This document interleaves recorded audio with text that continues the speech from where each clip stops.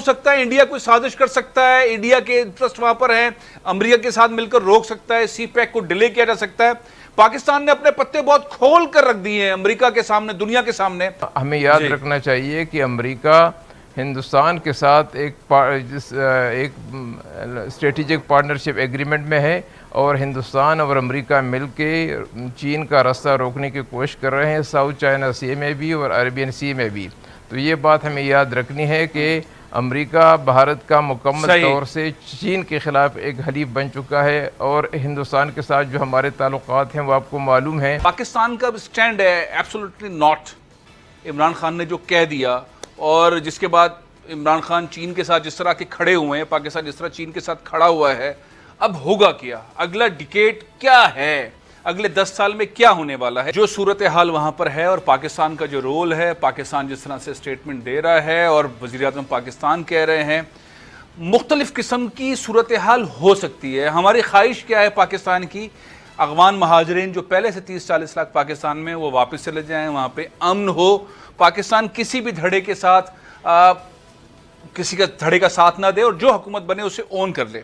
अब सूरत हाल ये है कि अगले 10 साल को अगर फोरकास्ट किया जाए कि पाकिस्तान ने जो स्टैंड लिया है एब्सोल्युटली नॉट का अमेरिका के सामने, और जिस तरह चीन के साथ आगे पाकिस्तान खड़ा हुआ है, हम अगले डिकेड में किस तरह आगे मूव करेंगे। रुस्तम शाह साहब, आप अगले 10 साल किस तरह देख रहे हैं अफगानिस्तान पाकिस्तान के रिलेशंस को?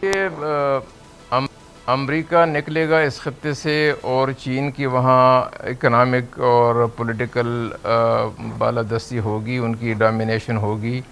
वो एक बड़ा मुल्क है और उनकी बहुत बड़ी इन्वेस्टमेंट है अफ़गानिस्तान के अंदर। उनकी आप देखें कि ऑयल एंड कॉपर में, ऑयल और गैस में और फिर कॉपर में साउथ अफ़गानिस्तान में, नॉर्दर्न अफ़गानिस्तान में उनकी इन्वेस्टमेंट है। फिर उनका जो फ्लैगशिप प्रोजेक्ट है सी पैक या वन बेल्ट वन रोड, वो भी उस वक्त तक मुकम्मल नहीं हो सकता और अपने अहदाफ पूरे नहीं कर सकता जब तक कि इस इलाक़े में अमन न हो। तो चीन का अफ़गानिस्तान के अमन से गहरा वास्ता है और अमेरिका को ये डर है कि पैसे तो उन्होंने ख़र्च किए, 1.5 ट्रिलियन डॉलर उनके गए, 3-4 हज़ार लोग उनके मारे गए, 7,500 कंट्रैक्टर की सिक्योरिटी फोर्सेस को मारा गया और कोई 50-60 हज़ार लोग ज़ख्मी हो गए और बाकी चीन बैठ जाता है अफ़गानिस्तान के अंदर। लेकिन ये कड़वी गोली उनको निगलनी होगी, ये तो एक दिन होना है, चाहे अमेरिका को पसंद हो या ना पसंद हो। तो आइंदा 10 साल में पाकिस्तान जो है वो चीन का करीबी इत्तेहादी साथी होगा। अमेरिका को ये बात नागवार गुजरेगी, लेकिन पाकिस्तान ये कोशिश करेगा कि अमेरिका से भी अपने ताल्लुकात कायम रखे और उनको प्रमोट करने की कोशिश करे। ये हो सकता है या नहीं हो सकता, हालात पे डिपेंड करता है। लेकिन हमें याद रखना चाहिए कि अमेरिका हिंदुस्तान के साथ एक स्ट्रेटेजिक पार्टनरशिप एग्रीमेंट में है और हिंदुस्तान और अमेरिका मिलके चीन का रास्ता रोकने की कोशिश कर रहे हैं, साउथ चाइना सी में भी और अरेबियन सी में भी। तो ये बात हमें याद रखनी है कि अमेरिका भारत का मुकम्मल तौर से चीन के ख़िलाफ़ एक हलीफ बन चुका है और हिंदुस्तान के साथ जो हमारे ताल्लुकात हैं वो आपको मालूम है। तो हो सकता है कि वो भी इसकी ज़द में है। जहाँ तक अफ़गानिस्तान की बात है, अफ़गानिस्तान में एक हुकूमत आखिर कायम हो जाएगी और उनके साथ हमारे ताल्लुकात इस वजह से होने चाहिए कि एक तो हमारा बॉर्डर सेफ रहे और दूसरा अफ़गानिस्तान की रिकन्स्ट्रक्शन और रिहेबिलिटेशन में हमारा हाथ हो। और फिर तुर्कमानिस्तान से जो गैस पाइपलाइन आनी है और ताजिकिस्तान से जो बिजली आनी है वो उस वक्त आएगी जब अफ़गानिस्तान में अमन हो।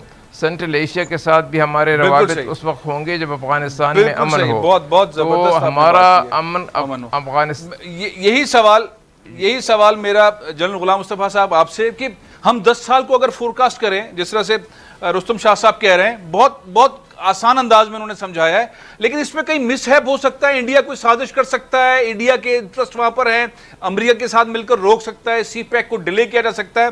पाकिस्तान ने अपने पत्ते बहुत खोल कर रख दिए हैं अमेरिका के सामने, दुनिया के सामने।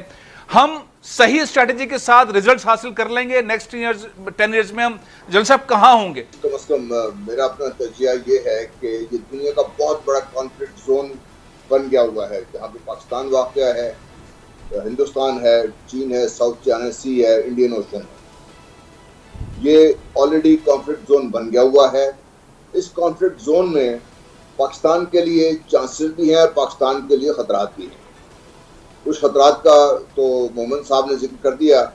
रुस्तम साहब, जिस तरह से जनरल साहब कह रहे हैं कि पाकिस्तान की जो स्ट्रैटेजी इस तरह से होनी चाहिए, आप क्या कहेंगे कि अगर इंडिया और अमेरिका मिलकर ये तय करते हैं, जैसा कि लग भी रहा है कि सी पैक को रोका जाए, डिले किया जाए, चीन को परेशान किया जाए, सारी दुनिया को एक प्लेटफॉर्म पे ला रहे हैं, यूरोप को साथ लेकर आ रहे हैं चीन के खिलाफ, और पाकिस्तान कहता है हमारा मुस्तकबिल चीन के साथ है, कितनी दुश्वारियां आपको नजर आ रही हैं मुस्तकबिल में? मैं नहीं समझता ज़्यादा दुश्वारी होगी। चीन और पाकिस्तान की जो पार्टनरशिप है वो कौमी, दोनों मुल्कों के कौमी मफादात की बुनियाद पर है, और वो जो भी यहाँ पाकिस्तान में हुकूमत होगी ये चीन के साथ कोऑपरेशन जारी रहेगी। इसमें मज़ीद तेज़ी आएगी। अमेरिका को इस बात को समझने की ज़रूरत है। दूसरी बात यह है कि अमेरिका इस खत्ते से अब तकरीबन निकलने वाला है। निकलने वाले का मकसद ये नहीं है कि अमेरिका बिल्कुल छोड़कर चला जाए। उनके यहाँ अब भी जो है मफादात हैं। सेंट्रल एशिया में बड़े रवाबित हैं बाज़ मुल्कों के साथ, पाकिस्तान के साथ भी रवाबित होंगे, लेकिन अमेरिका की वो हैसियत सुपर पावर की कि वो आके हमला करे और उनके अपने जर्नैल पर ये कहें, जनरल डगलस ल्यूट कहते हैं कि हमें समझ नहीं आ रही थी कि हम अफ़गानिस्तान में क्या कर रहे हैं, क्या करने जा रहे हैं, हमारा मकसद क्या है। जो 20 साल लड़ाई लड़े और उसके बाद उनके अपने जर्नैल ये कहें, और वो जर्नैल कोई आम आदमी नहीं था, बुश का भी एडवाइज़र था और ओबामा का भी एडवाइज़र था। तो उसने कहा कि हमें आखिर वक्त तक समझ नहीं आ रही थी कि हम क्या तलाश कर रहे हैं, क्या कर रहे हैं, अफगानिस्तान में क्यों। तो जनरल साहब, अननेसेसरी बहुत जबरदस्त आपने बात। जनरल साहब, आपको आवाज आ रही है? जी आ रही है आवाज। अच्छा जनरल साहब, मैंने जो सवाल किया था आप काइंडली जवाब पूरा कीजिए प्लीज। देखिए, मैं तो कह रहा था ना कि America is a power on the decline. ये मैं और आप शायद अभी नहीं देख रहे, दुनिया ये बात कर रही है, अमेरिकन खुद ये बात कर रहे हैं। अब अमेरिकन को डर ये है कि इस सूरत हाल में वो जो आजकल की अमेरिकन एडमिनिस्ट्रेशन है जो आने वाली है, किसी जंग में ना झोंक दे इसको। 2 साल पहले जो उनका स्ट्रेटजी पेपर आया था, वाशिंगटन से रिलीज हुआ था, उसमें उन्होंने कहा था कि अब हमें जो टेररिज्म खिलाफ तो जंग हम जीत चुके हुए हैं, अब हमें लड़ना है उसके खिलाफ और चीन के खिलाफ, दोनों को मिलके। तो जो इस खित्ते के हालात हैं उसमें देखिए, चीन तो बहुत वाज़ेह है कि उसका रोल क्या है। रूस बहुत बड़ा इस खित्ते का जो है वो मुल्क है इसका, और इसमें रूस का बहुत बड़ा किरदार है। इसमें रूस ने देखिए जितनी भी सेंट्रल एशियन रिपब्लिक्स थी उनमें किसी को उन्होंने अमेरिकन को अड्डे देने की आस नहीं दी उन्होंने। और उन्होंने यहाँ तक कहा कि जब उनको पता चला कि ये अफगानी फौजी भाग के ताइस्तान चले गए हैं, तो उन्होंने कहा जी वो अपनी फौज तक भेजने को तैयार है, क्योंकि उनमें से कोई, चाहे रूस हो, चाहे चीन हो, चाहे ईरान हो, चाहे पाकिस्तान हो, कोई ये नहीं चाहता कि अफगानिस्तान में खाना जंगी हो और इसका जो स्पिल ओवर है उनके मुल्कों में चला जाए। तो इन सब का स्टेक ये है कि अफगानिस्तान में अमन हो, जिसका फायदा ये है कि सब मिलकर अफगान तालिबान के साथ जो दूसरे वहाँ पे स्टेक होल्डर्स हैं अफगानिस्तान में अमन की कोशिश करेंगे। और मुझे ये उम्मीद है कि इंशाल्लाह अगले चंद सालों में अफगानिस्तान निस्बतन पुरअमन हो जाएगा।